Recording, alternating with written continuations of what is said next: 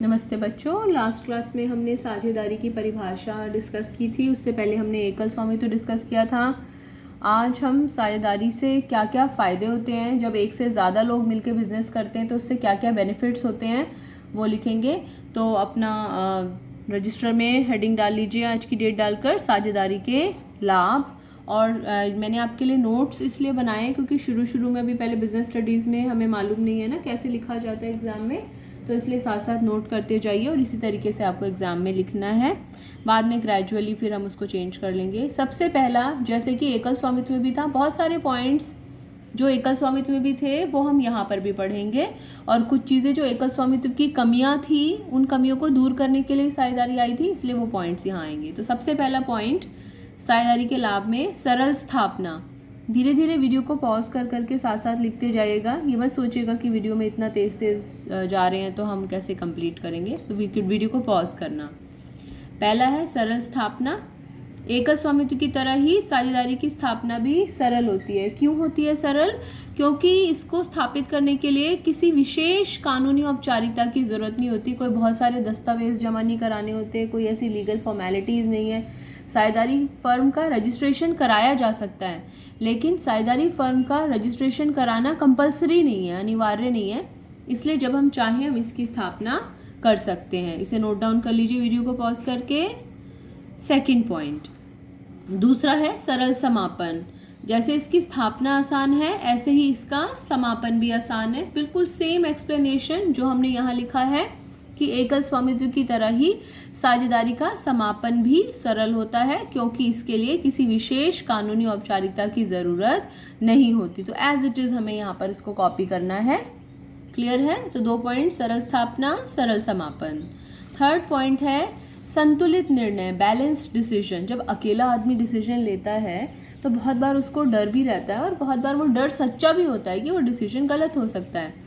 लेकिन जब सभी साझेदार मिलकर डिसीजन लेते हैं तो बहुत संभावनाएं होती हैं कि वो जो निर्णय होता है, वो जो डिसीजन होता है, वो बैलेंस्ड डिसीजन होता है। तो 3 पॉइंट, सरल स्थापना, सरल समापन, संतुलित निर्णय। आगे देखते हैं। फोर्थ पॉइंट है अधिक पूंजी, ज़्यादा कैपिटल। कैसे? एकल स्वामित्व की तुलना में। देखो हम यहाँ पर 3 स्टेजेस में चलेंगे, एकल स्वामित्व, साझेदारी और कंपनी। इन तीनों का आपस में कंपैरिजन चल रहा है। कुछ चीज़ें एकल स्वामित्व से बेहतर है इसकी साझेदारी की, कुछ चीज़ें कंपनी से बेहतर है इसकी। तो अधिक पूंजी किसकी तुलना में ज़्यादा पूंजी है इसके पास में? एकल स्वामित्व की तुलना में। इसी पॉइंट को हम दोष में भी लिखेंगे, कम पूंजी। क्यों? किसकी तुलना में कम पूंजी? कंपनी की तुलना में कम पूंजी। तो अधिक पूंजी कैसे? कि एकल स्वामित्व की तुलना में साझेदारी में अधिक पूंजी जुटाई जा सकती है, क्योंकि एक से ज़्यादा लोग होते हैं वहाँ पर। फिफ्थ पॉइंट, जोखिम का बंटवारा। अब एकल स्वामित्व में क्या होता है, अगर लाभ उसको अकेले को मिलता है तो हानि भी तो उसको अकेले ही झेलनी पड़ती है। लेकिन साझेदारी में क्या होता है, हानि का जोखिम सभी साझेदारों में बंट जाता है, साझेदारों में आपस में डिस्ट्रीब्यूट हो जाता है। तो जो जोखिम है वो डिस्ट्रीब्यूट हो जाता है, बंट जाता है। 6 पॉइंट, गोपनीयता। गोपनीयता मतलब सीक्रेसी। ये हमें गोपनीयता वाली बात कैसे समझ में आती है, हम अगर यहाँ पर देखें कंपनी की तुलना में, ठीक है ना, 3 चीज़ें हैं यहाँ पर। ये 3 चीज़ें हैं यहाँ पर, एकल स्वामित्व, साझेदारी और कंपनी। तो साझेदारी में एकल स्वामित्व की तुलना तो कम गोपनीयता होती है, क्योंकि एकल स्वामित्व में तो एक ही आदमी को पता होती है सारी चीज़ें, लेकिन साझेदारी में जितने साझेदार होते हैं उन सबको पता होती हैं। कंपनी में क्या होता है, जो कंपनी के नतीजे आते हैं, जो कंपनी के खाते होते हैं, वो कंपनी को पब्लिश करने पड़ते हैं, प्रकाशित करने पड़ते हैं, अखबार में निकालने पड़ते हैं, इंटरनेट पर डालने पड़ते हैं, अपनी वेबसाइट पर दर्शाना पड़ता है। इसलिए इनकी कोई सीक्रेसी नहीं होती है, कोई गोपनीयता नहीं होती है। जबकि साझेदारी में क्या होता है, इनको अपने खातों को किसी को नहीं दिखाना, केवल अपने साझेदारों में आपस में ही दिखाना है। इसलिए साझेदारी में भी और एकल स्वामित्व में भी, दोनों में ही गोपनीयता बनी रहती है। यहाँ पर कोई गोपनीयता नहीं है, कोई सीक्रेसी नहीं है। तो कंपनी की तुलना में साझेदारी में अधिक गोपनीयता रहती है। क्यों रहती है? क्योंकि उन्हें अपने खातों को प्रकाशित करना ज़रूरी नहीं होता है। ठीक है, आगे देखते हैं। आगे हम साझेदारी के दोष पढ़ेंगे, लेकिन दोष पढ़ने से पहले ये 6 के 6 पॉइंट्स एक बार ज़रा रिवाइज कर लेते हैं। और पहले वीडियो को यहीं पर पॉज करके आप इसे नोट डाउन कर लीजिए। एक बार समराइज करते हैं क्या क्या होता है साझेदारी के लाभ। सरल स्थापना, सरल समापन। क्यों? क्योंकि कोई फॉर्मेलिटीज़ नहीं, कोई फाइल नहीं बनानी पड़ती, कुछ नहीं है। दूसरा, संतुलित निर्णय, क्यों? अलग अलग लोगों के दिमाग से निर्णय निकल कर आता है। तीसरा, अधिक पूंजी, ये भी पूंजी लाया, ये भी पूंजी लाया, ये भी पूंजी लाया, ये भी अपने लेवल पे ऋण ले सकता है, ये भी ऋण ले सकता है, ये भी ऋण ले सकता है।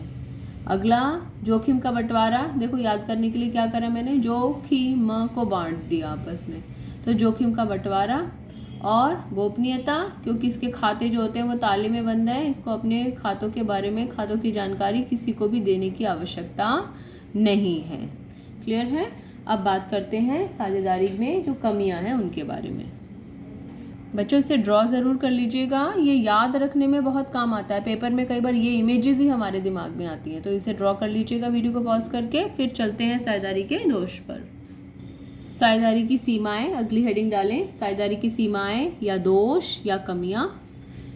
दोष या कमियां मतलब क्या कमियां हैं? साझेदारी के 6 फायदे हैं, 6 लाभ हैं और 5 कमियां हैं, 5 सीमाएं हैं।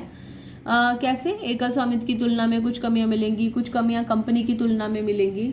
सबसे पहला जो कि एकल स्वामित्व में भी है वो है असीमित दायित्व। बच्चों अब तक आपको असीमित दायित्व का मतलब रट जाना चाहिए। हमने क्या पढ़ा था असीमित दायित्व का? हानि की स्थिति में साझेदारों की निजी संपत्तियों को भी दांव पर लगाया जा सकता है। ये असीमित दायित्व की परिभाषा है, ये आपको याद होनी चाहिए। लॉस होगा तो उनकी पर्सनल प्रॉपर्टीज भी देनी पड़ सकती हैं। सेकंड पॉइंट, सीमित साधन।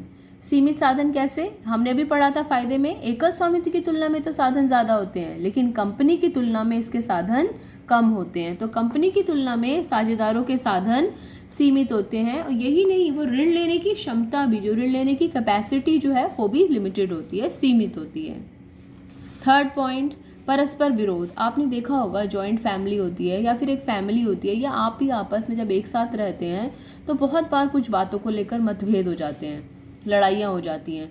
तो साझेदारी में भी ये होता है। एकल स्वामित्व में क्या होता है? उस व्यक्ति को अकेले ही निर्णय लेना है, अकेले ही उसको सारा काम करना है, तो कोई रिस्क नहीं, कोई टेंशन नहीं। लेकिन जब एक से ज़्यादा लोग, जहाँ एक से ज़्यादा लोग इकट्ठा हुए वहीं पर डिफरेंसेस ऑफ ओपिनियंस हो जाता है, विचार अलग अलग हो जाते हैं, तो निर्णय लेते समय बहुत बार साझेदारों में मतभेद हो जाता है। मतभेद हो गया तो इससे बहुत बार पैसे की भी और समय की भी बर्बादी हो सकती है। तो 3 पॉइंट्स, असीमित दायित्व, सीमित साधन, परस्पर विरोध। चौथा पॉइंट देखते हैं। फोर्थ पॉइंट है हमारा निरंतरता की कमी। ये हमने एकल स्वामित्व में भी पढ़ा था। अभी तक हमने कोई भी व्यावसायिक संगठन ऐसा नहीं देखा है जहाँ पर निरंतरता हो। जब हम कंपनी के बारे में पढ़ेंगे ना, तब हम डिस्कस करेंगे क्या होती निरंतरता। तो निरंतरता की कमी क्यों है? क्योंकि साझेदारों की मृत्यु, पागलपन, दिवालिया, उनके आने या जाने का साझेदारी फर्म पर सीधा और बुरा प्रभाव पड़ता है, इसलिए निरंतरता की कमी होती है। जैसे एकल स्वामित्व में होता है, उसकी मृत्यु, पागलपन और दिवालिया का असर पड़ता है, ऐसे ही साझेदारी में भी सेम यही प्रॉब्लम होती है। लास्ट पॉइंट, जनसाधारण में विश्वास की कमी। आपने कितने पार्टनरशिप फर्म्स के नाम सुने हैं? बहुत मुश्किल होगा। आप तो अभी अभी बिजनेस स्टडीज़ पढ़ना शुरू हुए हैं। अगर आप मुझसे पूछे तो मेरे पास भी बहुत कम एग्जाम्पल्स हैं। तो जनसाधारण में विश्वास की कमी क्यों? क्योंकि ये अपने खाते प्रकाशित नहीं करते।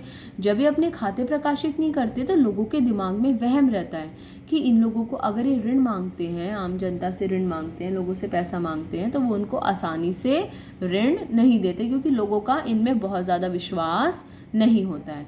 तो ये साझेदारी की लिमिटेशंस हैं, कमियां हैं, सीमाएं हैं। जब किसी चीज़ में कमी होती है तो फिर हम अगली टाइप की तरफ बढ़ते हैं। चलिए देखते हैं, इसको समराइज़ करते हैं। इससे पहले से नोट डाउन कर लीजिएगा, यहाँ तक वीडियो को पॉज करके समरी देखते हैं। साझेदारी के दोष के सारे ड्रॉ कर लीजिएगा। पहला, असीमित दायित्व। असीमित दायित्व में हमने क्या बनाया? इसकी गाड़ी भी चली गई, वाइफ के जेवर चले गए, घर जा सकता है, तो हानि की स्थिति में निजी संपत्तियां भी बिक सकती हैं। सीमित साधन, 4 साझेदार हैं तो 4 अपने पास से पैसे लेकर आ जाएंगे, लेकिन इतने नहीं है संसाधन। विरोध, आपस में मतभेद हो सकते हैं, दीवार खड़ी हो सकती है बीच में। निरंतरता की कमी, फर्म को डर लगा रहता है मृत्यु, पागलपन और दिवालिया से। और जनता में विश्वास की कमी होती है, क्योंकि इनके खाते तो बंद रखे हैं, बंद तालों में हैं, तो जनता सोचती है कि ये क्या कर रहे हैं, इनको प्रॉफिट हो रहा है, नहीं हो रहा है, कुछ पता ही नहीं है, तो भाई क्यों दें इनको ऋण। तो जनता आपस में बात करती है इनके बारे में, क्योंकि उसके पास इनके बारे में पूरी जानकारी नहीं है। ड्रॉ कर लीजिएगा इसको, अगली वीडियो में आगे डिस्कस करते हैं।